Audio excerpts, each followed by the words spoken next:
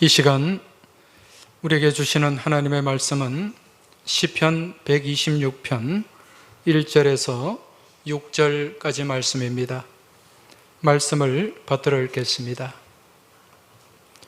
여호와께서 시온의 포로를 돌려보내실 때에 우리는 꿈꾸는 것 같았도다.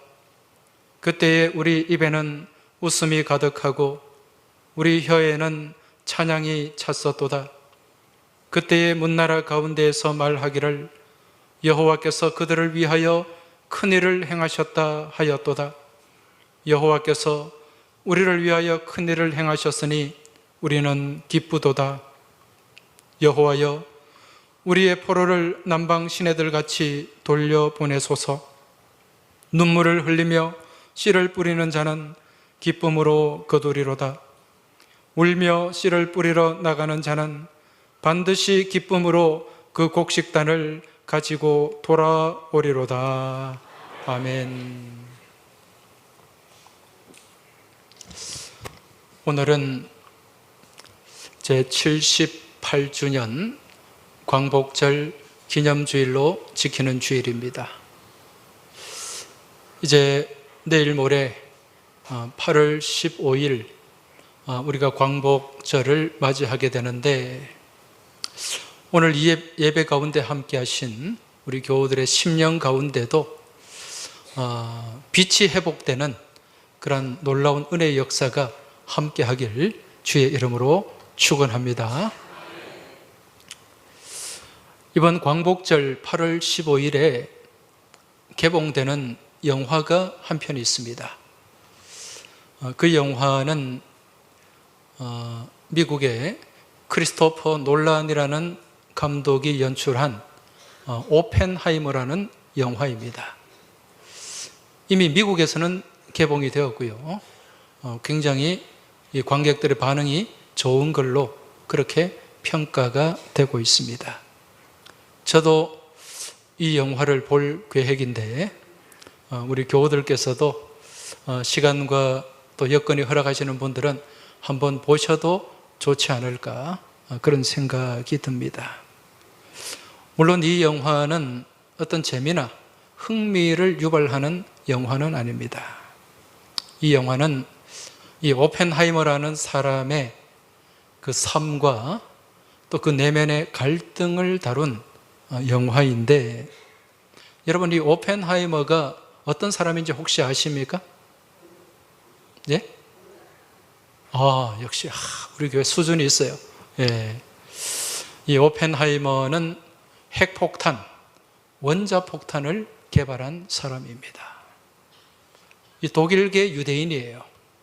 아버지를 따라서 독일에서 미국으로 이주를 했고, 미국에서 대학을 졸업하고 다시 독일로 가서 또 박사 공부를 했던 사람이 이 오펜하이머인데, 이 오펜하이머가 이 핵을 개발하고 또 그 핵이 사용되어지는 가운데 또 겪게 되는 그런 고민과 갈등이 이 영화 가운데 또 한 부분에 포함이 되어 있는 것 같습니다. 여러분, 이 핵무기가 왜 어떻게 개발되었는지는 아시죠? 1939년에 독일이 폴란드를 침공하게 됩니다. 그러면서 제2차 세계대전이 일어나게 돼요. 그리고 이제 1941년에 일본이 하와이의 진주만을 기습하게 됩니다. 그러면서 이제 미국도 이 2차 대전에 개입하게 되고 태평양 전쟁이 일어나게 됩니다. 그러면서 처음에는 이 독일과 일본의 기세가 얼마나 등등하고 강했는지 몰라요. 이 전쟁을 끝내기 위해서 미국에서 비밀리에 진행된 프로젝트가 있는데, 그 프로젝트가 맨하탄 프로젝트입니다. 이 맨하탄 프로젝트가 핵을 개발하는 그 계획이에요. 프로젝트예요. 이 맨하탄 프로젝트를 주도했던 인물이 오펜하이머라는 인물입니다. 그런데 사실 이 핵 개발은 미국보다 독일이 먼저 시작을 했습니다. 그래서 이 미국과 독일은 서로 핵무기를 먼저 만들기 위해서 치열한 경쟁을 펼쳤고, 그렇게 치열하게 경쟁한 이유는 이 핵무기를 가져야 이 전쟁에서 최종 승리를 할 수 있었다는 생각을 했기 때문에 그렇습니다. 그런데 1945년에 미국이 먼저 핵실험에 성공을 했어요. 그리고 이제 이 핵무기를 일본의 히로시마와 나가사키에 이제 떨어뜨리게 된 거죠. 이 영화를 연출한 크리스토퍼 놀란 감독에게 누군가가 이런 질문을 했습니다. 만약 오펜하이머가 오늘날 핵에 관한 공포가 이 정도인 줄 미리 알았더라면 과연 핵 개발을 했을까요? 이런 질문을 던졌는데, 이 놀란 감독이 아마 제 생각에는 그래도 했을 것 같습니다, 이제 그런 답변을 했어요. 그 이유는 지금 이 독일과 미국이 치열한 핵무기 개발에 경쟁을 하고 있었기 때문에, 만약에 나치 독일이, 이 히틀러가 핵을 먼저 손에 쥐었더라면 우리 인류는 더 상상하기 싫은 끔찍한 그러한 수렁에 빠질 수가 있었기 때문이다. 이 사실을 알고 있었기 때문에 이 맨하탄 프로젝트에 참가했던 과학자들은 더 특별한 사명감을 가지고 이 핵무기 개발에 전력을 기울였다는 것입니다. 그렇게 개발된 이 핵 원자폭탄이 1945년 8월 6일 일본의 산업 군사 도시인 히로시마에 떨어졌어요. 그리고 3일 뒤에 8월 9일에 일본에서 군수 물자를 가장 많이 생산하는 나가사키에 또 이 핵폭탄을 떨어뜨렸습니다. 이 핵폭탄 두 방에 일본은 항복을 하게 됩니다. 1945년 8월 15일에 연합군에게 항복 의사를 전달을 했고, 8월 15일 날 일본 천황이 이제 연합군의 그 제안을 다 수용하고 항복 의사를 발표함으로써 우리 대한민국은 극적인 해방을 맞이하게 된 것입니다. 여러분, 지난날 이 히로시마와 나가사키에 이 핵폭탄이 떨어지기 전에 우리나라가 해방될 것을 미리 알았던 사람이 있었을까요? 단 한 사람도 없었습니다. 왜 그런고 하니 당시에 일본은 너무도 강한 나라였기 때문에 그래요. 러일 전쟁에서 승리하고 중국과의 청일 전쟁에서 승리하고, 그리고 이 한반도와 중국과 동남아까지, 그리고 이 태평양에 있는 섬들까지 다 장악한 이 일제가 망할 것이라고 생각한 사람은 아무도 없었어요. 물론 우리 선조들은 상해에 임시정부를 마련하고 또 저기 위에 간도를 중심으로 또 독립군들이 계속해서 항거하는 독립운동을 해나갔고, 또 청산리, 또 봉오동 이곳에서 김자진 장군과 또 홍범도 장군이 그렇게 승리를 하긴 했지만, 이게 전체적으로 볼 때 이 일제에 큰 타격을 입히지는 못했습니다. 그저 계란으로 바위를 치는 격이었습니다. 그런데 당시에 일제는요, 이 막강한 군사력을 가지고 일본을 중심으로 이 아시아의 질서를 재편하고자 하는 대동아 공영권이라는 야망을 펼쳐가고 있었고, 그리고 이 한반도, 우리나라와 일본은 하나다, 내선 일체라는 그러한 통치 체제를 구현을 하고 있었습니다. 상황이 이러다 보니까 우리나라 많은 국민들이 그냥 대세를 따라가는 것이 현명한 것이다, 그렇게 생각하고 판단을 했다는 거죠. 그런데 이러한 상황 속에서 1941년부터 비밀리에 진행되었던 이 맨하탄 프로젝트가 성공을 하게 되고, 거기서 개발된 이 핵폭탄 2발이 태평양 전쟁의 흐름과 대한민국의 역사를 바꾸어 놓았다는 것입니다. 여러분, 우리 민족이 해방되던 1945년 8월 15일 그날의 상황이 어떠했을까요? 한번 상상해 보시기 바랍니다. 아마 해방 이전에 태어나신 분들도 계실 텐데 1945년 8월 15일 해방 당일, 일본이 항복하던 날 우리 민족의 마음, 우리나라의 분위기는 어떠했을까요? 해방의 감격으로, 정말 기쁨으로 온 백성들이 그냥 물릴듯이 그냥 나와서, 물결같이 나와서 그렇게 대한 독립 만세를 외쳤을까요? 전혀 그렇지 않았습니다. 8.15 해방 당일에는 너무도 조용했어요. 그 이유가 무엇인가? 그 당시에 일본 천황이 라디오로 항복을 선언하는 방송을 했는데, 그 당시 조선에는 라디오를 갖고 있는 백성들이 그렇게 많지 않았어요. 그래서 라디오를 들을 기회가 별로 없었고, 그리고 두 번째는 이 일본 천황들, 이 왕족들이 사용하는 언어가 보통 일반적인 일본어하고는 조금 다르답니다. 그래서 일본 천황이 황족들이 사용하는 황족어로 발표를 했기 때문에 그 말을 알아듣는 사람들이 별로 없었다는 거예요. 그런데 더 중요한 것은 아무도 우리가 해방될 것이라고 상상을 하지 않았기 때문에 설사 그 방송을 듣고 그 말을 알아듣는 사람이 있었다 손 치더라도 이거 뭐지? 이거 뭐야? 요즘으로 치면 이거 가짜 뉴스 아니야? 뭐 그런 생각까지 했을지는 모르겠습니다만 아무튼 그 말을 믿질 못했다는 거예요. 긴가민가. 그러면서 이건 뭐지? 그렇게만 생각을 했다는 거예요.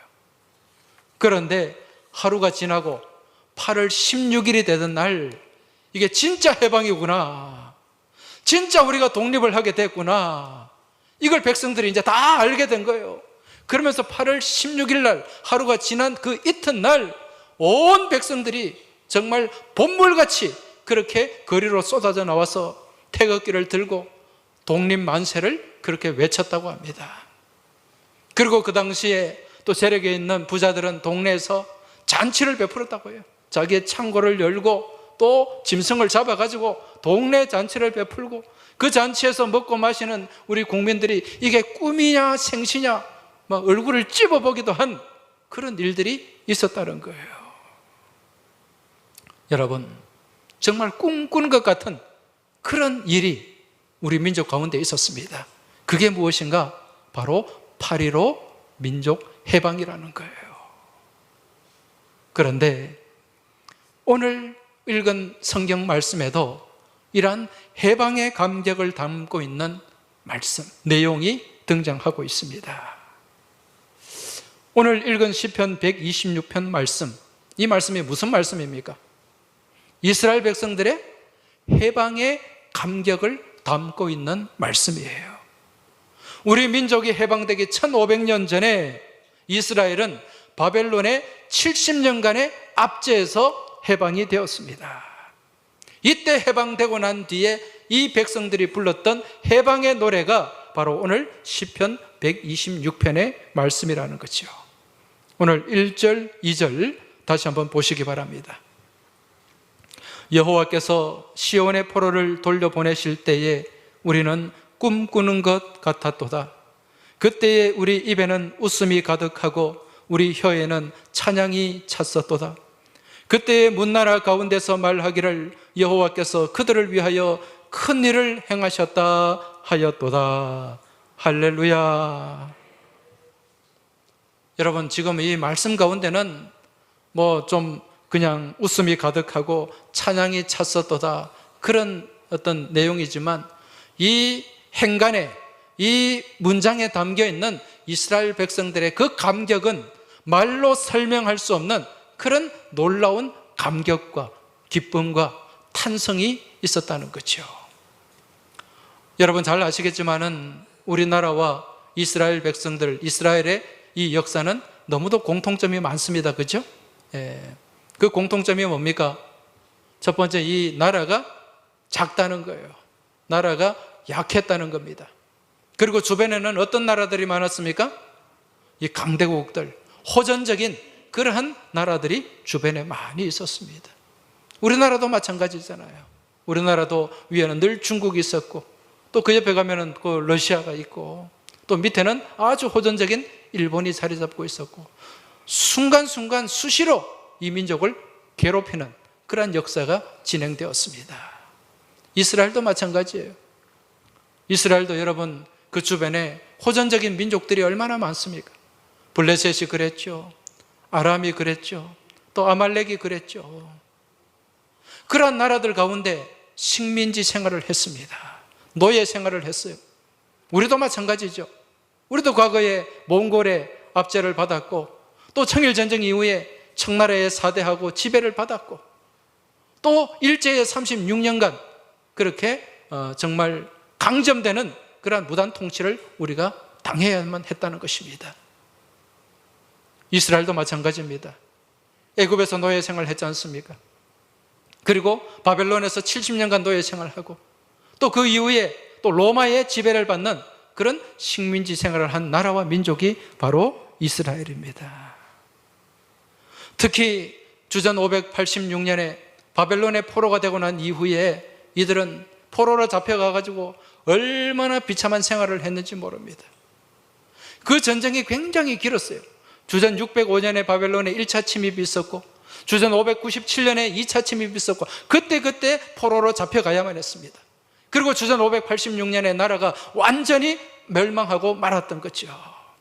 그러면서 이들이 포로로 잡혀가서 바벨론의 그 수도에도 뭐 있었겠습니다만은 대부분의 포로들이 어디로 갔습니까?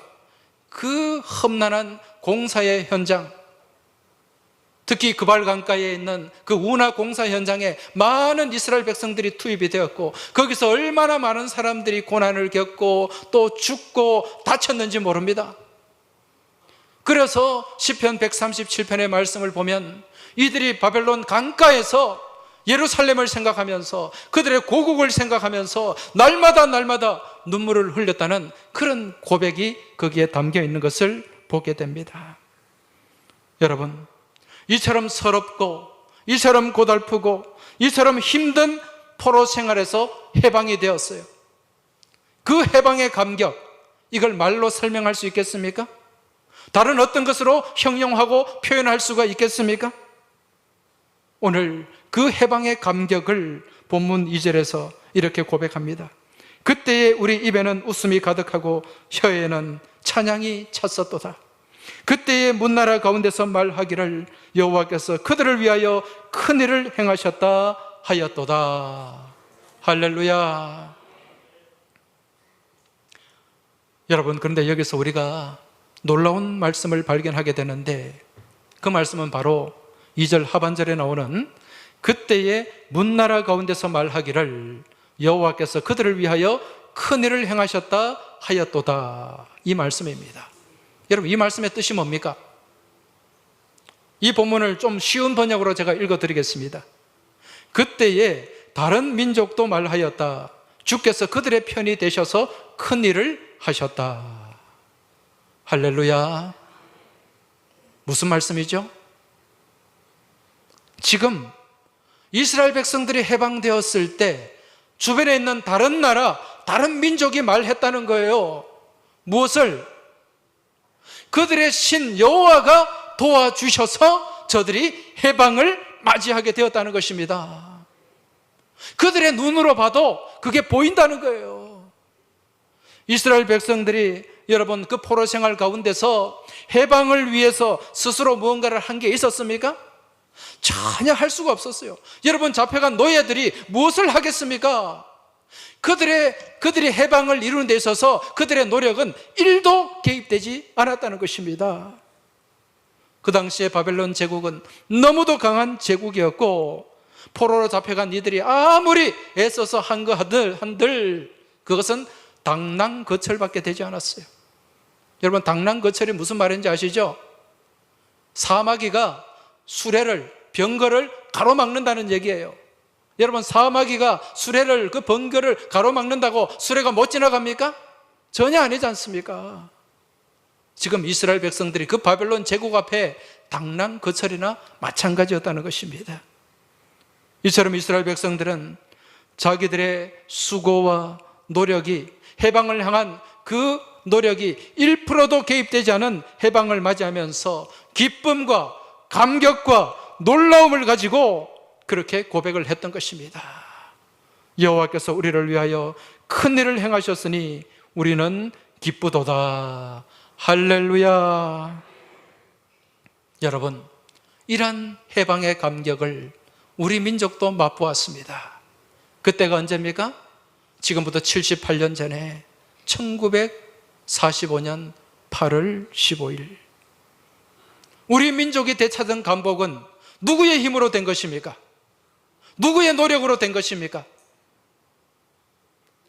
과거 상해 임시정부 그 요인들의 그 노력과 애씀과 힘을 통하여서, 아니면은 고향을 등지고 간도로 올라가서 광복에 투신한 우리 광복군과 독립군들의 그 생명 바친 헌신을 통해서, 아니면 직접 총과 폭탄을 들고서 이토 히로부미를 저격했던 이 안중근 의사의 그 헌신과 또 홍콩 공원에 폭탄을 던진 윤봉길 의사의 그 목숨 바친 그 노력, 이게 우리의 독립을 이루었을까요?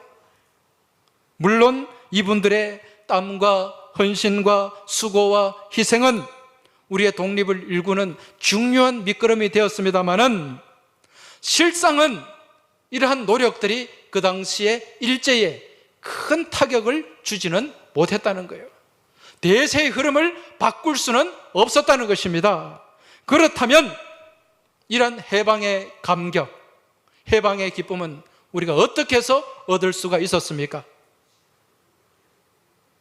여러분, 그 해방의 과정 가운데, 우리의 독립의 과정 가운데 하나님의 섭리와 하나님의 도우심과 하나님의 역사하심이 있었다는 사실을 믿음으로 깨달으시기 바랍니다. 이 8.15 해방은요, 우리 하나님께서 우리에게 선물해 주신 불가항력적인 은혜요, 전폭적인 은혜로 이루어진 놀라운 사건이라는 것입니다. 이걸 그냥 제가 목사니까 그렇게 얘기하는 게 아니에요. 여러분, 역사의 흐름을 쭉 살펴보면 그러한 하나님의 개입하심과 하나님의 섭리를 우리는 충분히 바라볼 수가 있고 깨달을 수가 있기 때문에 그렇다는 것입니다. 여러분, 1905년 무슨 일이 있었습니까? 1905년도에 우리 항서교회가 설립되었잖아요. 1905년도에 2월 첫 주일날 우리 항서교회가 설립이 되었고, 1905년 11월 17일 날 무슨 일이 있었는가? 을사늑약이 체결되었습니다. 일본의 입장에서는 을사보호조약이라고 했죠. 우리의 입장에서는 이거는 정말 수치스러운 을사늑약입니다. 이 을사늑약이 체결됨으로 인해서 우리나라 외교권을 빼앗기게 되고 우리나라 국권이 박탈되게 됩니다. 이미 식민 지배는 이때부터 시작이 된 거예요. 그때 우리 국민들이 얼마나 좌절했습니까? 얼마나 실망했습니까? 얼마나 분노했습니까? 얼마나 절망했는지 몰라요.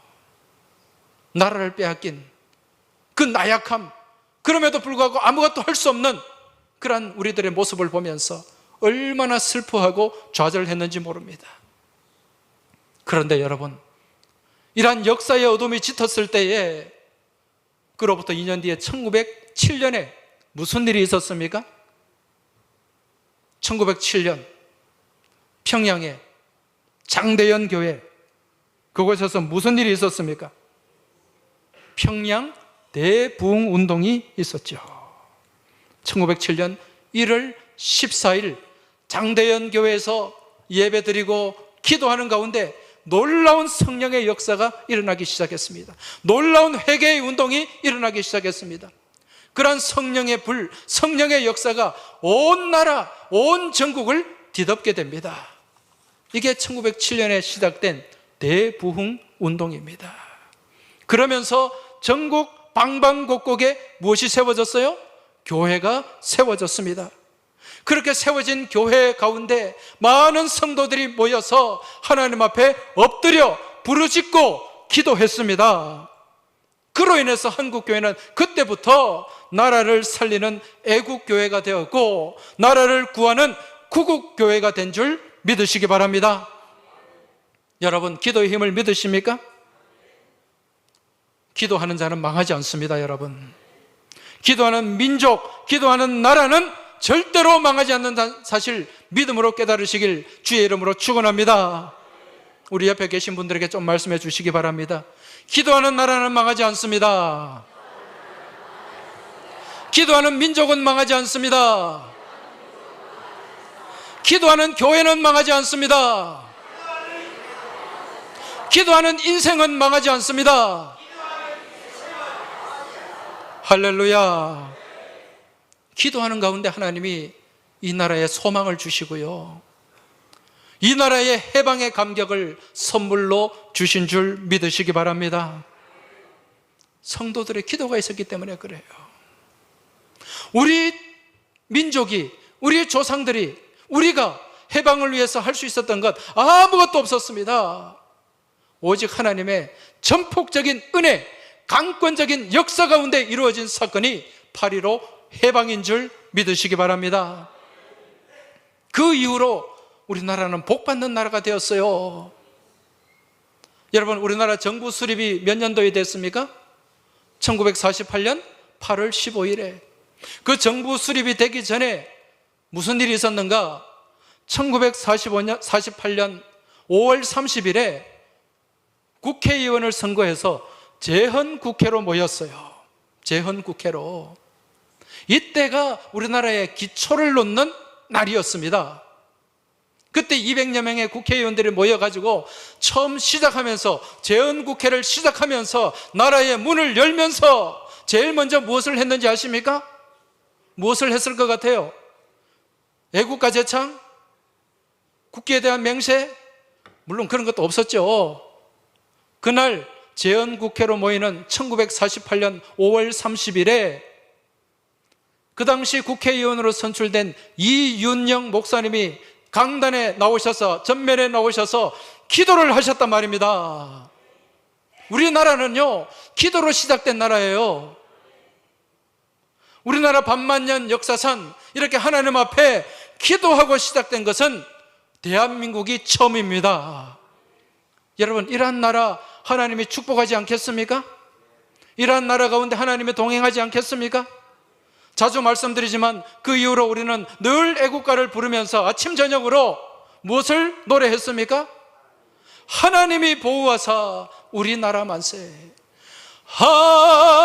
하나님이 보호하사 우리나라 만세.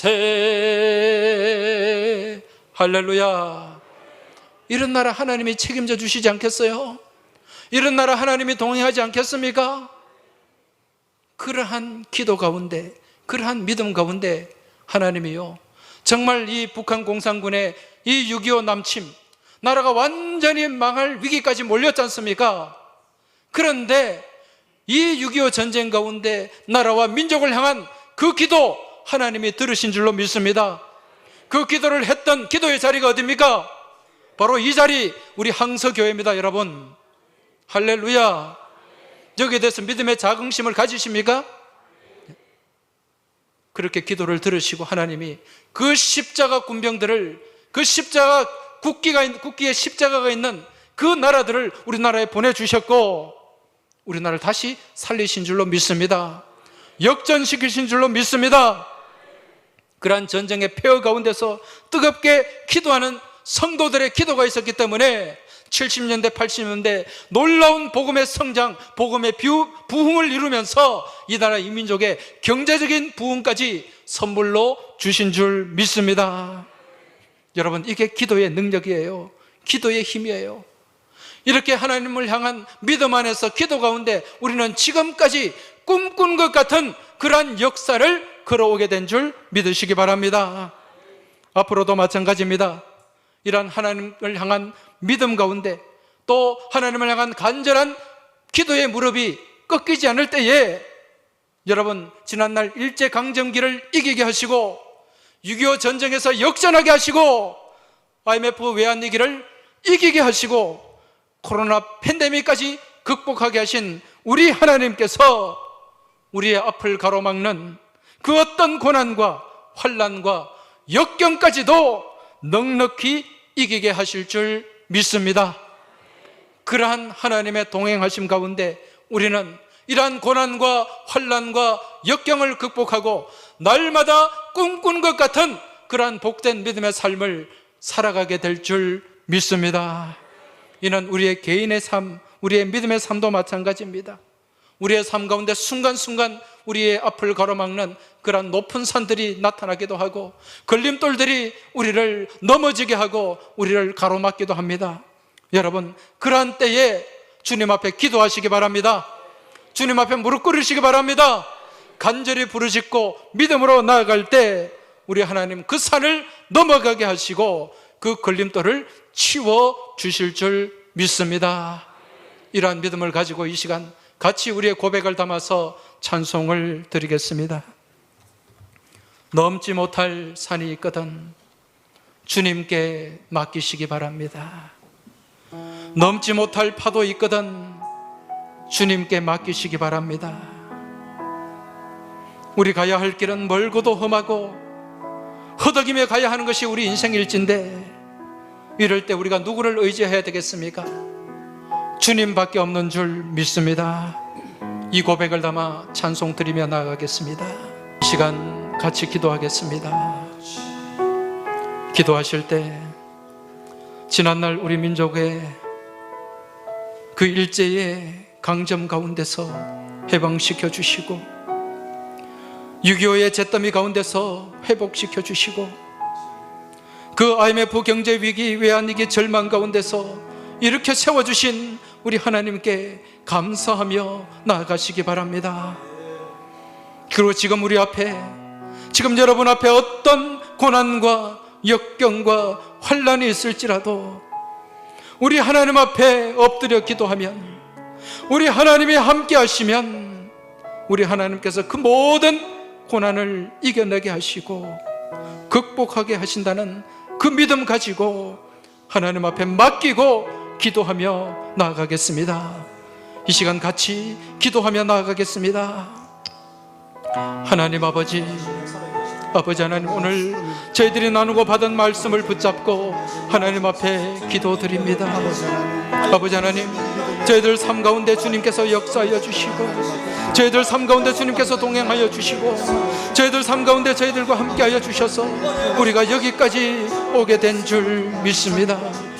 아버지 하나님, 지난날 우리 민족을 일제의 강점에서 회방시켜 주시고 또한 6.25 잿더미 가운데서 회복시켜 주시고 IMF의 그 절망 가운데서 이렇게 세워주신 우리 하나님의 은혜에 감사를 드립니다.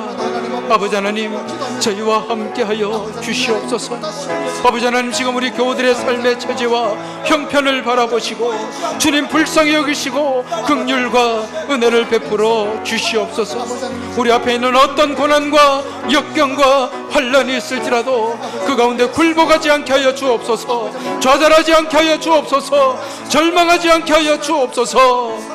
여기까지 우리를 지켜주시고 인도해 주신 우리 하나님의 손을 굳게 붙잡고 더욱더 하나님을 의지하고 하나님께 맡기고 나아가는 우리 모든 믿음의 삶이 되게 하시고 믿음의 백성들이 되게 하여 주시옵소서.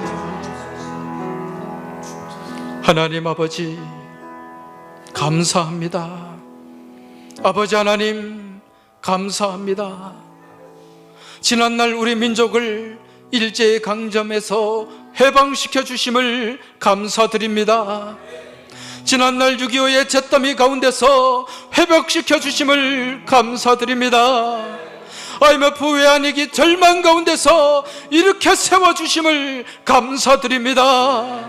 아버지 하나님, 앞으로 저희들이 나아가는 이 나라 이 민족의 그 믿음의 여정 가운데 하나님 동행하여 주실 줄 믿습니다. 한국 교회를 다시 세워 주옵소서. 기도하는 교회가 되게 하여 주옵소서.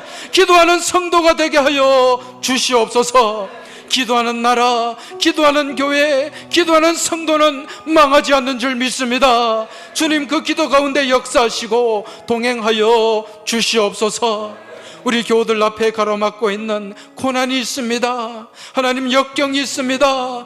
환난이 있습니다. 하나님, 이러한 고난과 역경과 환난에 굴복하지 않게 하여 주옵소서. 주저앉지 않게 하여 주옵소서. 낭망하지 않게 하여 주옵소서. 여기까지 이끌어주신 우리 에베네셀 하나님을 바라보게 하시고 앞으로 나아가는 길을 열어주실 여호와 이레의 하나님을 소망하며 믿음의 손을 잡고 나아가게 하여 주시옵소서. 이 믿음 안에서 승리하는 우리 모든 항서의 거룩한 지체들이 되기를 소망하며 예수님 이름으로 간절히 기도하옵나이다. 아멘.